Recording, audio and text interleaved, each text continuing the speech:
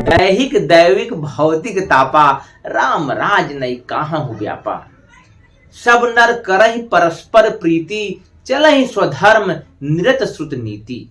तुलसीदास जी इस चौपाई के माध्यम से रेखांकित करते हैं कि राम राज्य में किस प्रकार से लोग अपना जीवन जीते थे, लोग किस प्रकार से सामाजिक और नैतिक जीवन जीते थे, मर्यादाओं का कितना ऊंचा स्थान था और आध्यात्मिकता का कितना प्रचार था, लोग आध्यात्मिकता को कितना महत्व देते थे। कोरी धार्मिकता बाह्य आडंबर से लोग उतने प्रभावित नहीं होते थे जितना उनके जीवन में नीतियों का स्थान था। और इस चौपाई में इस बात को भी रेखांकित किया गया है कि दैहिक लोगों को किसी भी प्रकार की दैहिक समस्याएं नहीं थी। ऐसा नहीं कि लोगों में जरा नहीं थी, बीमार नहीं होते थे। समस्या यह नहीं थी, समाधान यह था कि लोग एक दूसरों का ध्यान रखते थे, एक दूसरे का केयर करते थे। और उस समय की जो हॉस्पिटैलिटी थी, जो हॉस्पिटल्स थे, उनका स्तर बहुत अच्छा था। यदि किसी भी व्यक्ति को कोई जीर्ण शीर्ण समस्या सामने आती थी तो उस समय की सुविधाएं उनके जीवन में उनको लाभ पहुंचाती थी। वहीं दैविक समस्याओं का कोई प्रकोप नहीं होता था। मतलब आज के दौर में यदि इस बातों को परिवर्तित करके रखा जाए तो ग्लोबल वार्मिंग जैसी जो कि एक एक्सट्रीम वेदर की समस्या वैश्विक स्तर पर पैदा हो रही है, वह नहीं थी, क्योंकि लोगों को भौतिकता का इतना प्रचार प्रसार नहीं था। लोग संसाधनों पर आंख बंद करके जबरदस्ती किसी भी साम दाम दंड भेद को अपना करके कब्जा करने का प्रयास नहीं होता था। जो भौतिक सुविधाएं थी सबके लिए थी, कुछ लोगों के हाथों में केंद्रित नहीं थी। जैसा कि आज के दौर में यदि हम कुछ उद्योगपतियों की संख्या, जिनकी संख्या हम अंगुलियों के पोरों पर गिन सकते हैं, उनके हाथ में इस देश की 50% से अधिक संसाधन और सुविधाएं उनके हाथ में हैं। यह उस समय नहीं था, मतलब समाज विकेंद्रित था। लोगों के पास संसाधन थे, लोग श्रम तरीके से मेहनत से अपनी रोजी रोटी कमाते थे। इस तरीके की राम राज की अवधारणा तुलसीदास करते हैं। स्वागत, अभिनंदन, आभार स्वीकार करिए अपने दोस्त रसूल रघुवंशी का। नमस्कार।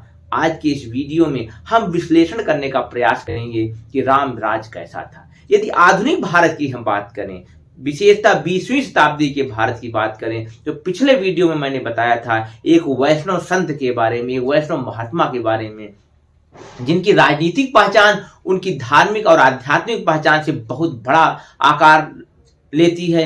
महात्मा गांधी की मैं बात करता हूं। वह जिस राम राज की बात करते हैं, उस राम राज में उनकी जो संकल्पना है, यदि वर्तमान समय की बात करें तो सबसे पहले वह व्यक्ति थे जिन्होंने राम राज की अवधारणा को भारत में जमीन पर लाने का प्रयास करने के लिए अपनी बातें रखी। समय समय विभिन्न समाचारों में, पत्रों में, विभिन्न तरीके की पत्रिकाओं में उन्होंने अपने रामराज को, यहाँ तक कि हिंद स्वराज नाम की अपनी पुस्तक के माध्यम से लोगों के सामने रखने का प्रयास किया।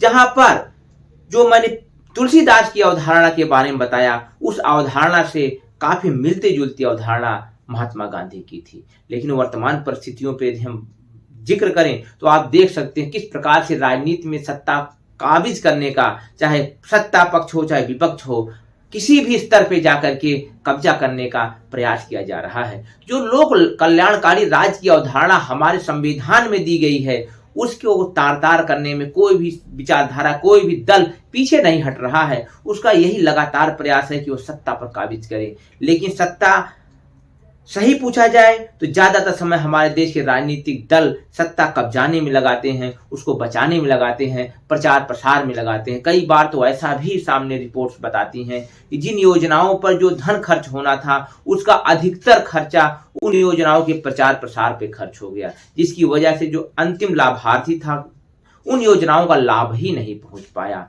हमें इन बातों को समझना, हालांकि नीति आयोग इस बात को रेखांकित करता है अपनी हाल ही में जारी एक रिपोर्ट के माध्यम से कि भारत में 24 करोड़ 80 लाख लोग पिछले 9 वर्षों में गरीबी रेखा से ऊपर आए हैं। मतलब उनके जीवन में बेहतरी आई है। लेकिन हम इसको कैसे सच्चाई की धरातल पर तौल सकते हैं जब आज 80 करोड़ लोगों को इस देश में भोजन पहुंचाया जाता है, उन्हें राशन दिया जाता है। यदि वास्तव में यह सत्य बात है तो क्या यह 80 करोड़ की संख्या में कमी नहीं आनी चाहिए? इस बात को मैं कई बार उठा चुका हूं।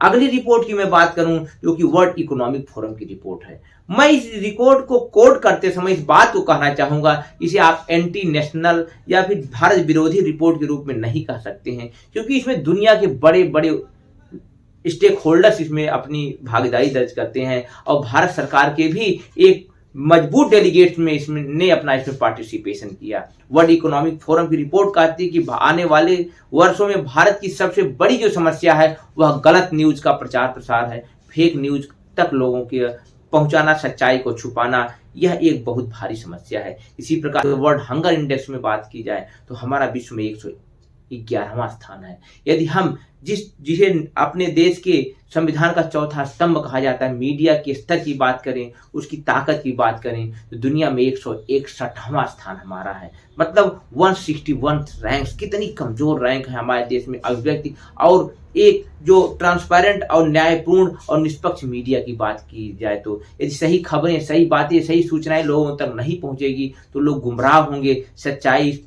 पे पर्दा डाला जाएगा और झूठा प्रचार करके तरह तरह की बातों को लोगों तक पहुंचाने का प्रयास किया जाएगा।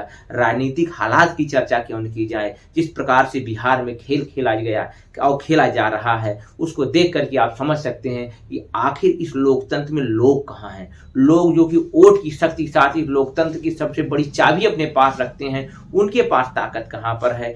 आज यह दल किसके साथ है, कल किसके साथ रहेगा, आप नहीं बता सकते हैं। आज जान करके आपको ताज्जुब होगा कि विचारधारा जैसी कोई बात नहीं है। जिसको आज आप मतदान के माध्यम से वोट देते हैं, जरूरी नहीं कि आप जिन बातों के आधार पर उसे वोट दें वह कल उन बातों पर काबिज रहे, वह कल कहीं शुद्ध समझौते करके आपके विचारधारा को, आपके वोट को बिल्कुल जीरो कर सकता है। मेरा इस वीडियो बनाने के पीछे एकमात्र सबसे बड़ा उद्देश्य होता है कि आप अपनी ताकत को समझिए।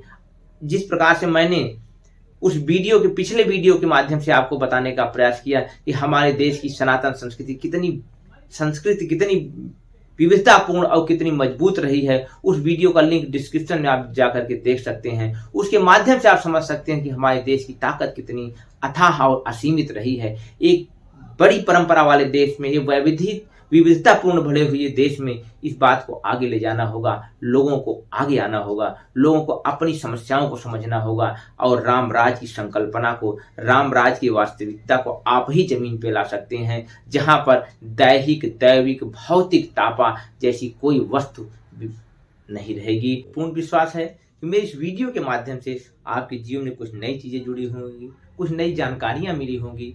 विदा लेता हूं इस उम्मीद के साथ कि शीघ्र ही आपसे फिर मुलाकात होगी। तब तक इस चैनल को सब्सक्राइब करें, इस वीडियो को शेयर करें और कमेंट के माध्यम से अपने विचार मुझ तक प्रेषित करें। यही मेरी ताकत है, यही मेरी पूंजी है। नमस्कार, धन्यवाद।